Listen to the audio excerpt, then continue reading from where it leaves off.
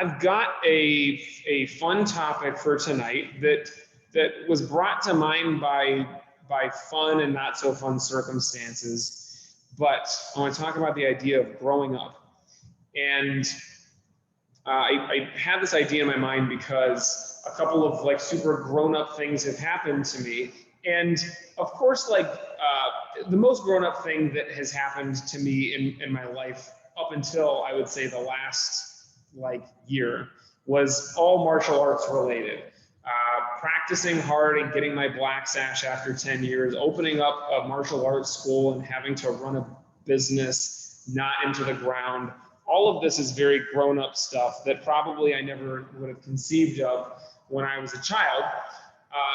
And it still, feels like I'm constantly growing up more. And part of that is because I'm naturally just very, very childlike on purpose. But a couple of things that came like very quickly, almost out of nowhere, happened within the last couple of months that have made me feel like I'm really growing up now.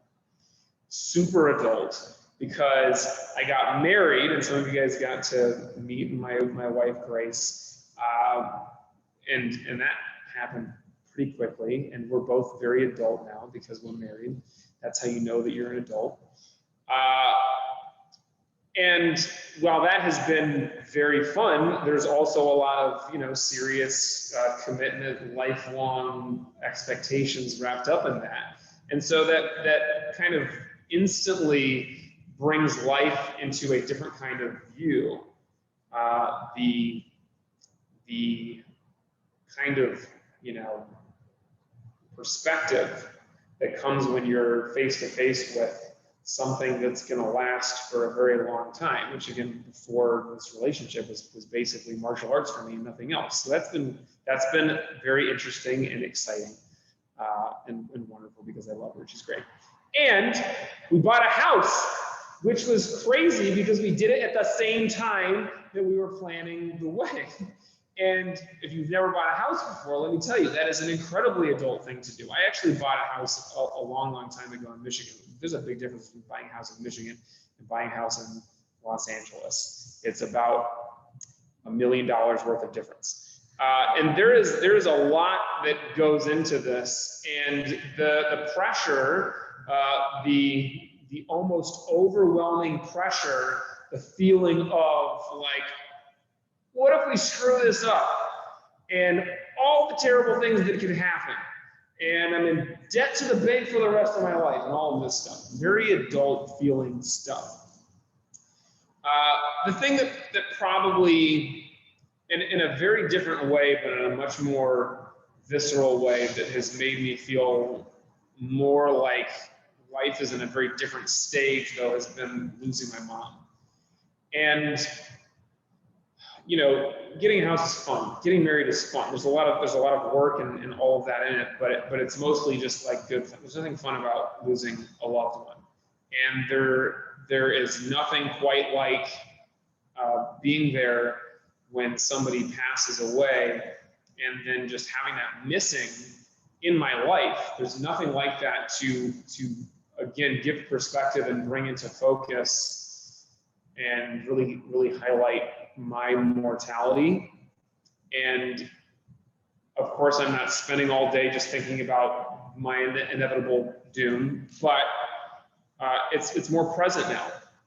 And that is something that you don't really do, first of all, when you're young, and hopefully even for just most of your life, even when you are an adult. You shouldn't spend a lot of time thinking about how you're going to die someday. You should recognize that it's probably going to happen and plan accordingly and make peace with it. But in the immediate aftermath, it's a very kind of heavy, very like got to be grown up right now type of feeling. And when I gave my mom's eulogy and was dealing with all of the helping to arrange for the funeral and all that stuff that I never thought about doing at all. And a lot of this growing up, and I imagine that things will continue to happen in my life as I continue to go that will make me feel even more grown up. But a lot of this has to do with like the the pressure or the feeling of like life is changing gears. It's like in a different kind of place. And again, that's not all bad, but it is weird. It's different.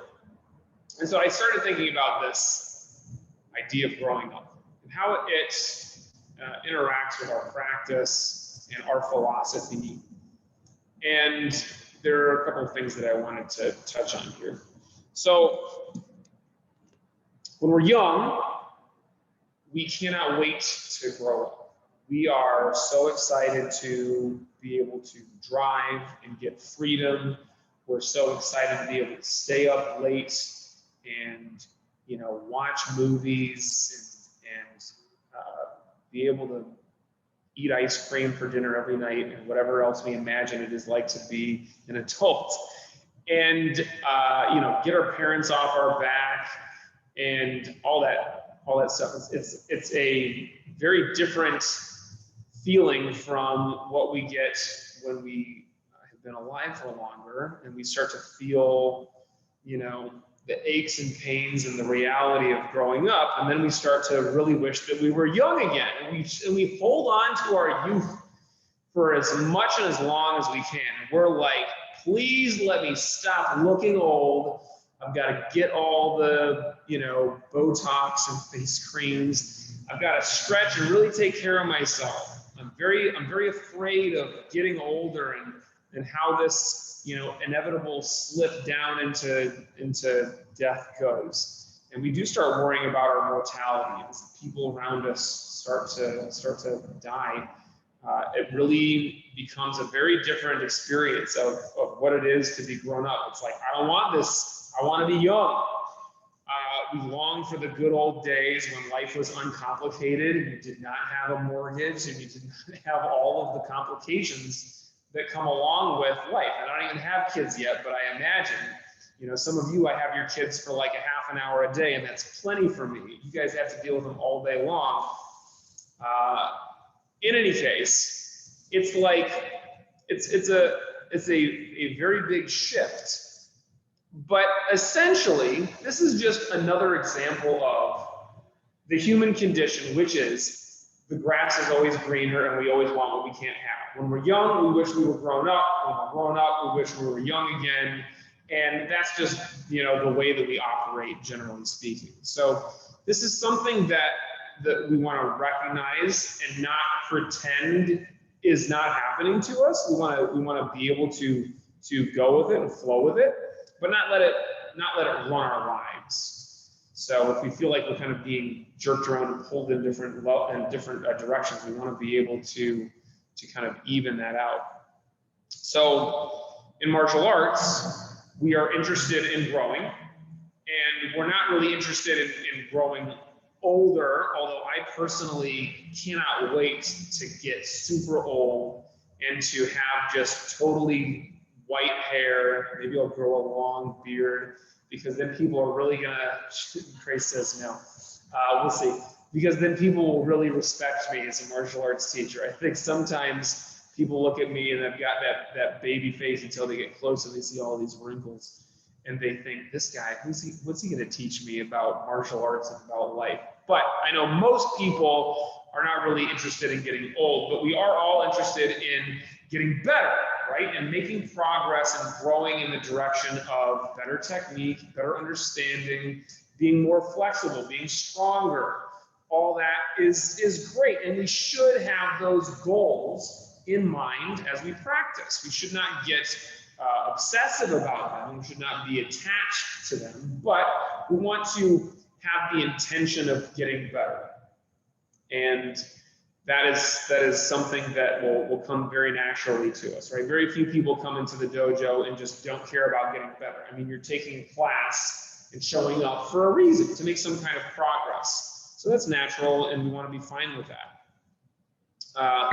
When we are maturing in practice, it's kind of in the same way that we do in the rest of life.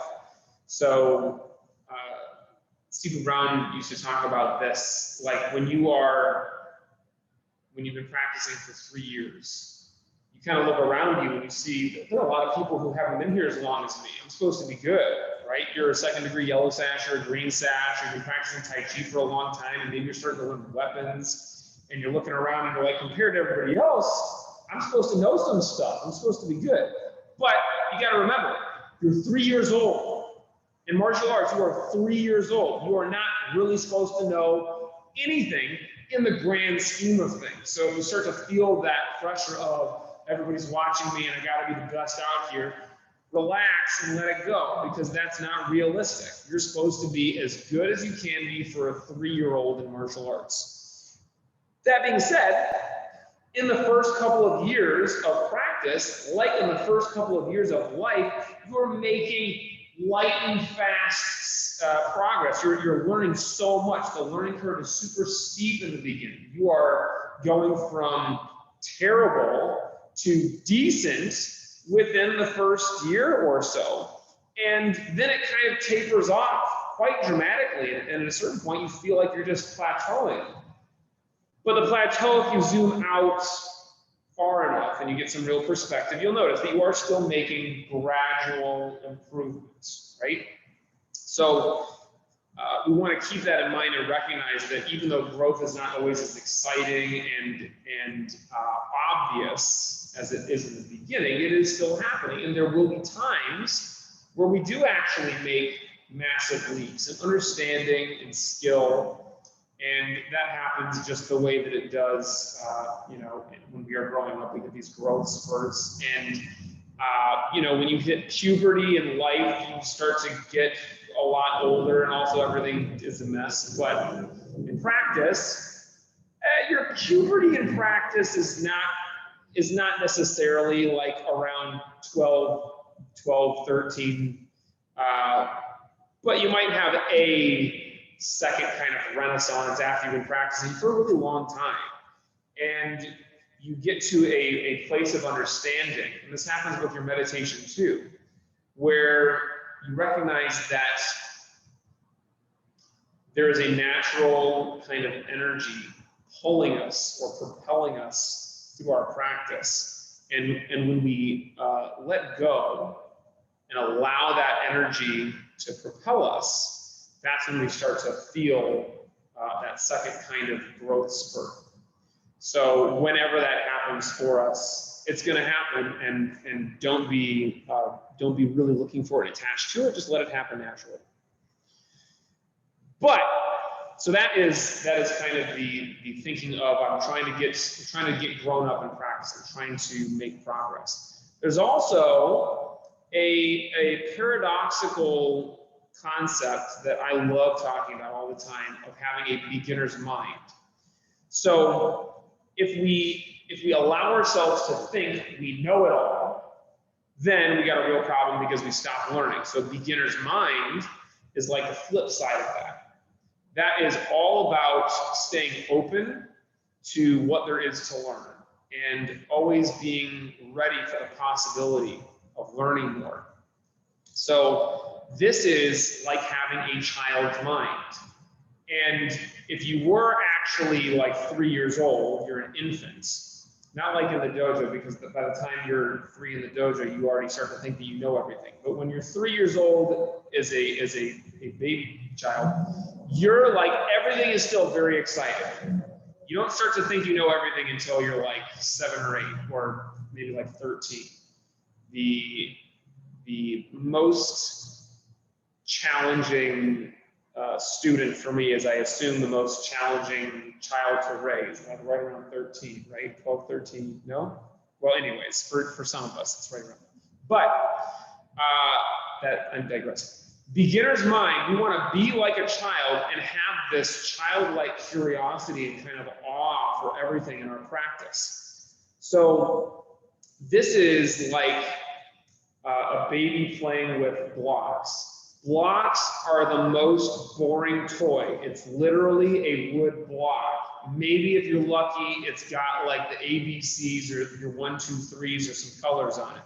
But it's not like, the stuff that kids like, Jared, you got video games since you were a kid. You were probably playing on iPads and all kinds of stuff. When I was a kid, we had blocks and Legos were like the real exciting stuff.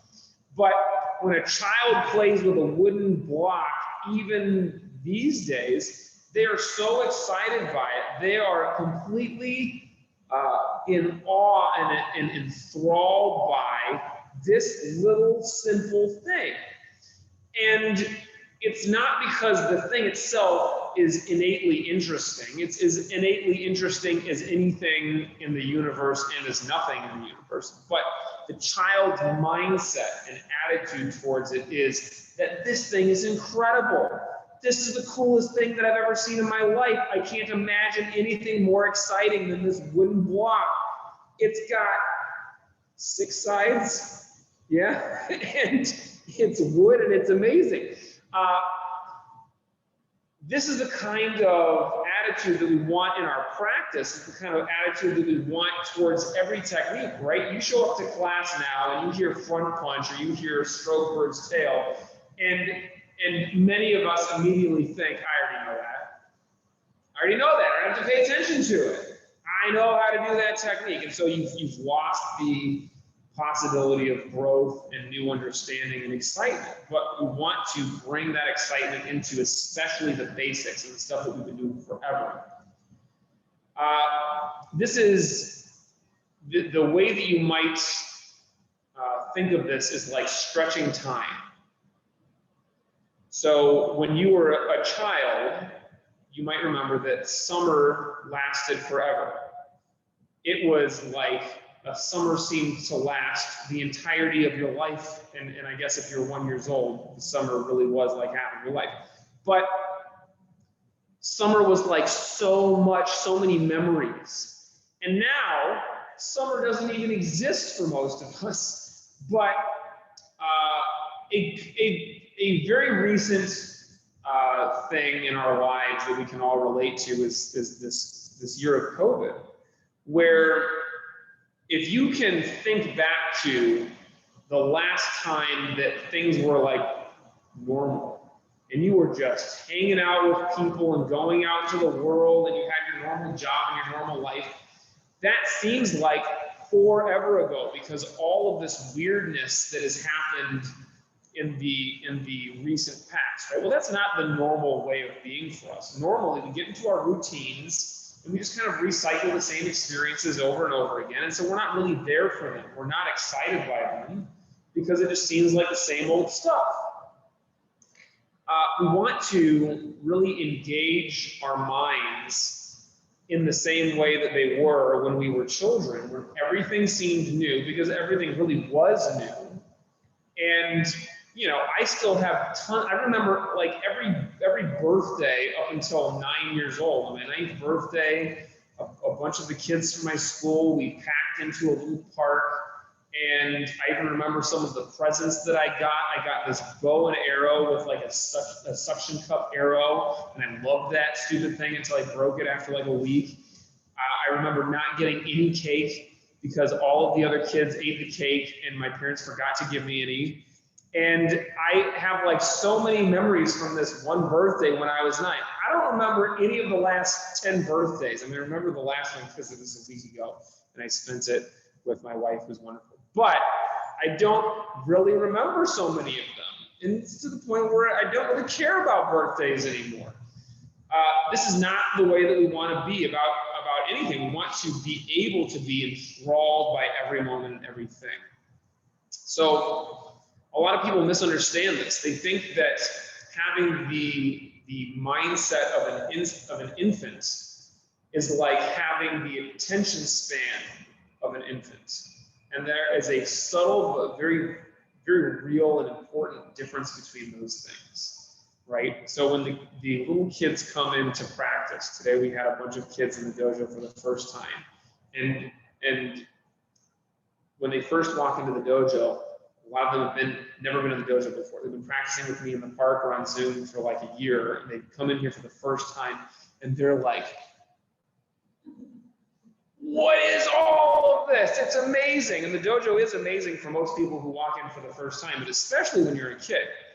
And then they get out on the mats and they immediately start just like flipping around and not paying attention. And I've got to bring them back every 5 seconds. And you know, I'm always like, Nico, Ali, pay attention. And they lose it after 6 seconds. We don't want that side of it. We only want the part of it where everything is exciting and new, but not where it's like, this thing is exciting and new, so it takes me away from the thing that I was focusing on. I want to be able to focus on this thing and be so completely absorbed by it. I'm drowning in the moment.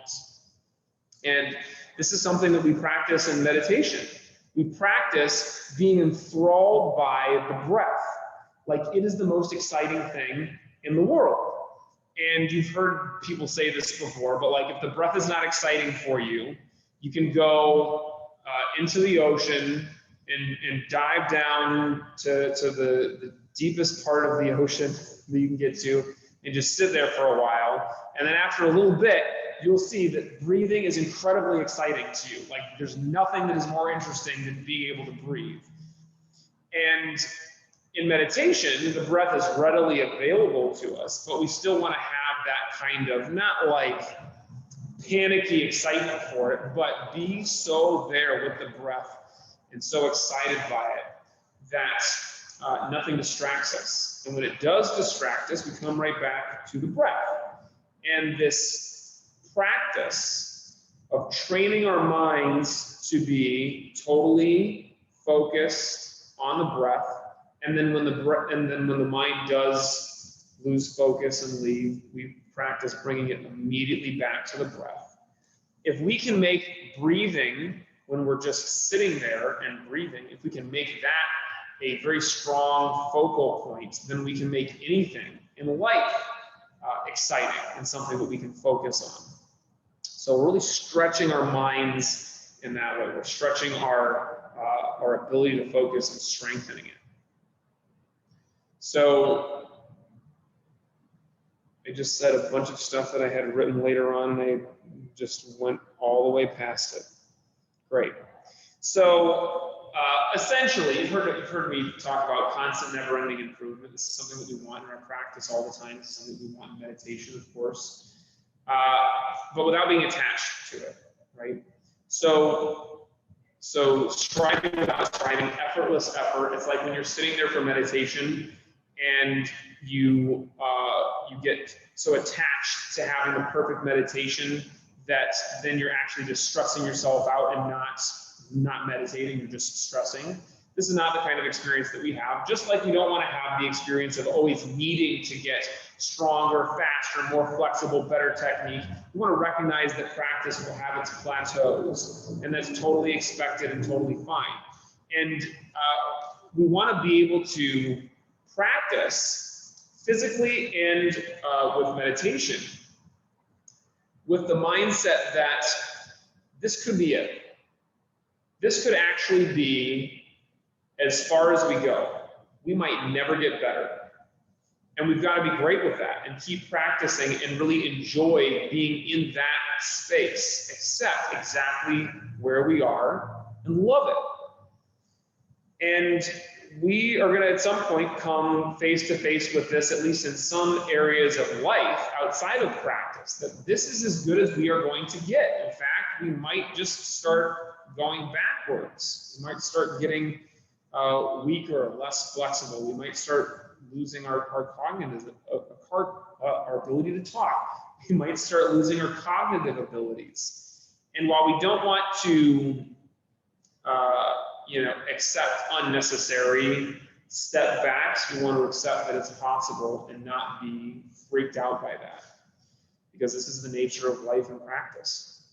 So whatever these challenges are that we find in practice and in life, these are experiences that are there to help us grow and to help us grow as far as we can, but not to be obsessed by growth. And we also recognize that the experiences are there to pull us fully into the moment and to be like a child. And if it is a very boring, repetitive thing that we've experienced hundreds or thousands of times, that is one of the best things for us to use as the focal point of our practice, to just enjoy the moment, to dive fully into it, dive down to the bottom of the ocean in that moment and just be there sitting with it, and then don't actually drown in it, but don't easily be distracted. So when we sit to meditate today, this is what we're practicing. It's not going to be a perfect meditation because there's no such thing as a perfect meditation. But when the mind wanders, come back to the breath and stay there, fully absorbed by it. Like this is the first breath that you've ever taken. You can't remember what your first breath was, but I promise you, the first breath was very exciting. It was the most interesting thing that we have experienced up until that point. Let's make each breath and meditation the first breath. Sit comfortably.